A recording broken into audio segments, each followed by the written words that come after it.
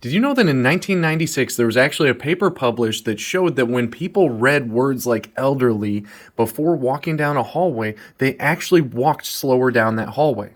Now, this is actually a cautionary tale about that study. It was actually found to not replicate at all, but it's also a good discussion about what exactly priming and accessibility is. Hi, my name's Connor O'Day, and I'm with Neurons and Norms, where we boil down social psychology topics into 2 minutes or less videos that make it easy to understand, much like a virtual textbook. Now, priming and accessibility, I'm going to start with accessibility here. Accessibility is how easily something comes to mind, right? And if you're consistently thinking about something, it comes to mind easier. There's actually a lot of social psychology research that shows that the more that a particular topic is covered in the news, the more accessible it is in people's mind. And oftentimes this might influence people's voting decisions on the important topics because that's what constantly comes to mind easily because that's what's being covered in the news. Now you can think about, is there some bias to that? Well, maybe there is.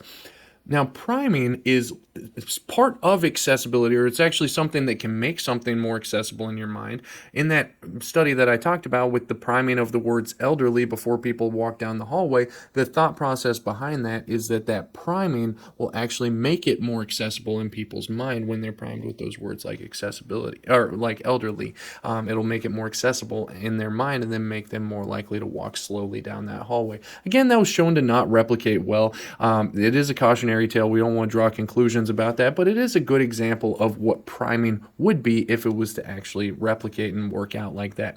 So accessibility, again, is how easily things come to mind. Priming is a specific example of something that can make stuff more accessible in your mind, and there are other examples of priming effects that do actually work out there in the literature. That being said, a lot of those are fairly small. It tends to be the case more that the things that we consistently think about and are surrounded by on a daily basis are more accessible in our mind, and it does influence our behaviors. As always, we'd love it if you followed along with all of our streaming platforms on Instagram, TikTok, and YouTube. That'll make sure that you're alerted whenever we post new content.